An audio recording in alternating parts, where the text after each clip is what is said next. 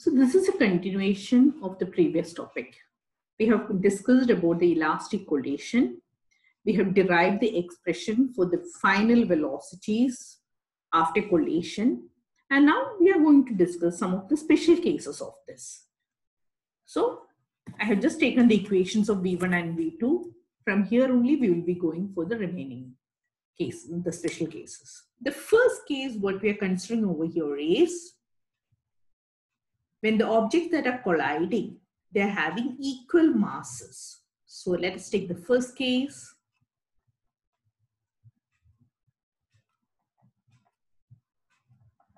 Equal masses means what we are having is M1 is equal to M2.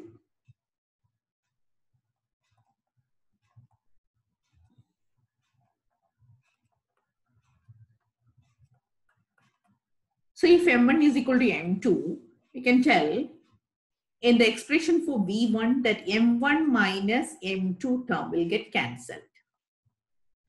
Let's say M1 and M2 it's equal to M. So we will get the expression of V1 as equal to, the first term will go away.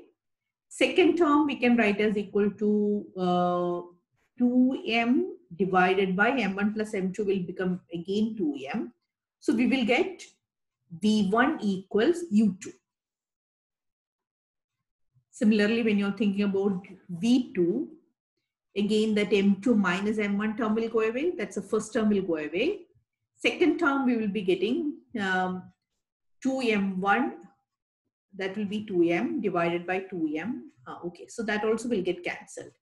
So you will be getting V2 is equal to U1. So the first special case what we are getting is when the masses are in the colliding objects are having equal mass. You can tell that the velocities will be interchanged. You are getting V1 as equal to U2. That means the first object is getting the initial velocity of the second one, and second is getting the initial velocity of the first one. So we can write here velocities of colliding objects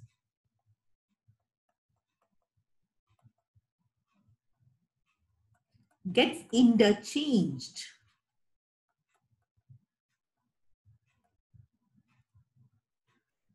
Okay, now we are going for the second case. In second case, what you are considering is that is one of the object is in motion and the second one is stationary and the masses are identical. So let me just write down the case. We are considering when a body collides against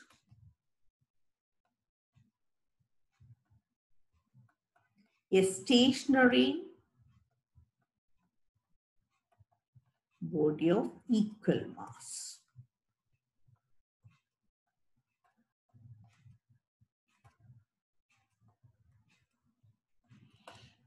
We'll just again look into the original equation and think. So first of all, we are considering second object to be at rest. That means in this expression, I'll just take down the equation, that will be better. In this expression, you are having U2 as equal to 0 and M1 equals M2.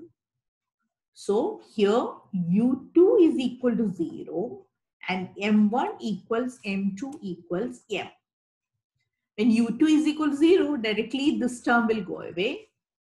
This term also will go away. So, and M1 is equal to M2. So this also, M1 minus M2 also will be equal to 0. This also will go away. That means V1 will become equal to 0. And V2, it will become 2M divided by 2M into U1. Okay, so V2 equals U1 you are getting. So what's happening over here? The first object will come to rest and the second object will get the velocity of the first one, right? So this is actually a special case of the first thing what we have considered. Now we are going for the third case. Here we are having an allied body. That is, the mass of one of the object is very, very less than the other one. That's what we are considering. Collide against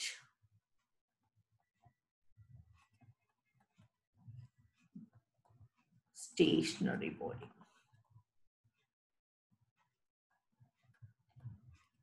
So we are considering two assumptions are over here. The first one is very light when you are considering with respect to the second one.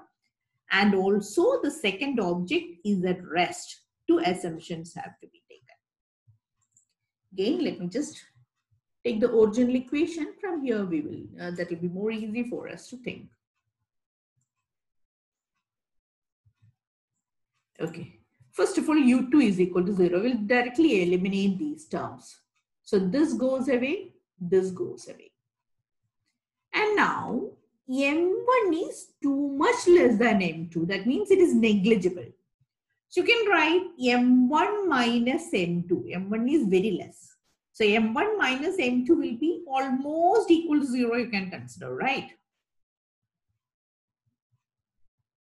You're considering m1 to be very much, m1 minus m2, m1 minus m2.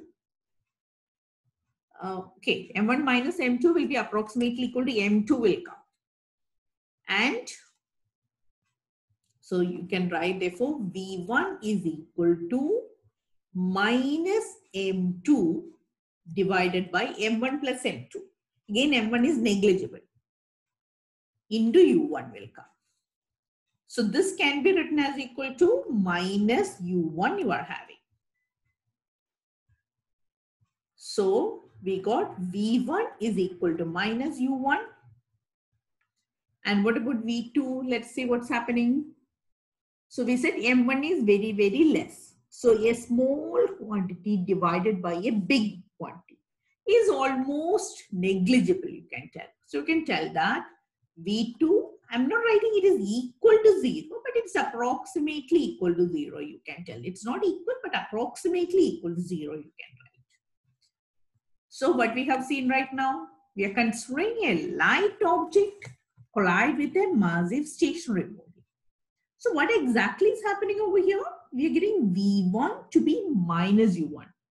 So we can consider that the first object is bouncing back after the collision, right? So we can consider here the light object, right? The light object collides with the heavy object and bounces back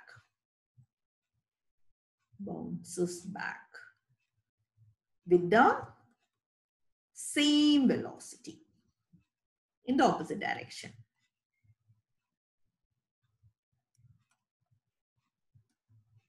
Actually, bounces back itself means that it is in the opposite direction, but still just writing that clearly over here. Okay, that's it. Now we have one more case over here. Now the next case what you are considering is actually the colliding object is heavy and the second object is very light. That's the next case you are considering. So we are considering massive body collides against a light body.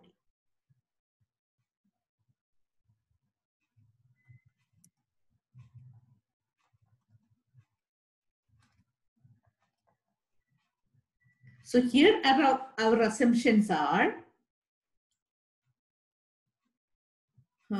okay, one more thing. Here we are considering light stationary body. I didn't mention that. Not only that, the second one is light, but it's also stationary.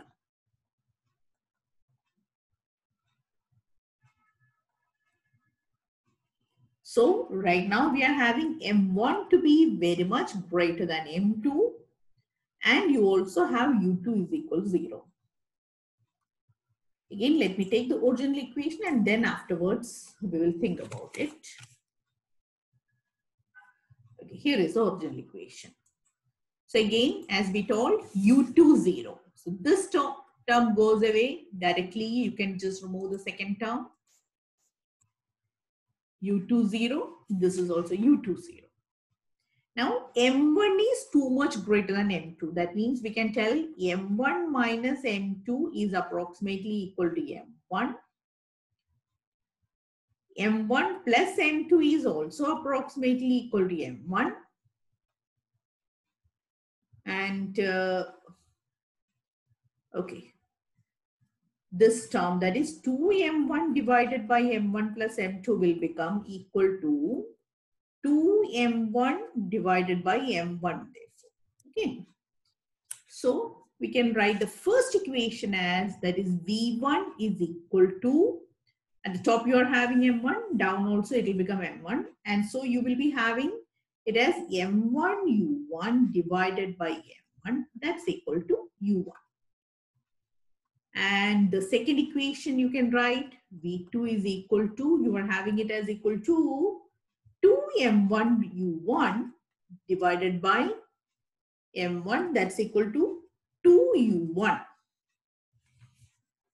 So we got the final velocity of the first one to be equal to the initial velocity, and the second one, that means the final velocity equal means what is it actually? The first object will be moving undisturbed. It will be just going up like that way. While the second object will be moving with twice the velocity of the first one. Okay. So here, the velocity of the massive object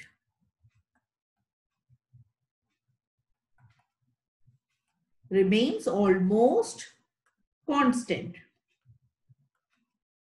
Remember that it's slight approximation we have done over here. Almost constant, while the light one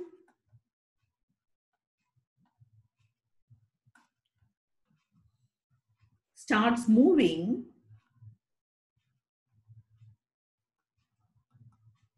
with twice the velocity.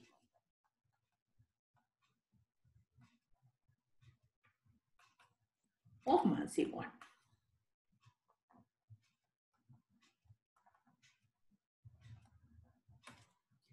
So let's see the special cases once again. So we have considered 4 cases right now. The first case we are considering the colliding objects or the bodies are having equal masses. In that case, what we are seeing over here is we are seeing the velocities are getting interchanged. Second case, what we have considered is it's an object moving with a certain velocity is colliding with a stationary object of equal mass. In this case, we can see what will happen is that the first one will come to rest and the second one will start moving with the velocity of the first one. This case, sometimes you might have observed, that is when you're playing the marbles. After keeping so many marbles in the straight line, or even if you're considering 2, when you're striking the second marble with the first one, you can see that the first one will come to rest and the second one will start moving. That's a typical case of that. And the third case, what we considered is when a light body collides with a massive stationary body. This is something like actually when you're considering, you are throwing something towards the wall. You're throwing a small ball towards any heavy surface. When you're considering, you can see that the ball will be bouncing back. That's an example of that. And the fourth case you are considering when a massive body collides against a light stationary body. So the massive body, when you're considering, it will just move undisturbed, while the lighter one will be moving with double the velocity of the first one. So these were the special cases of the collision, or otherwise these were the special cases of elastic collision.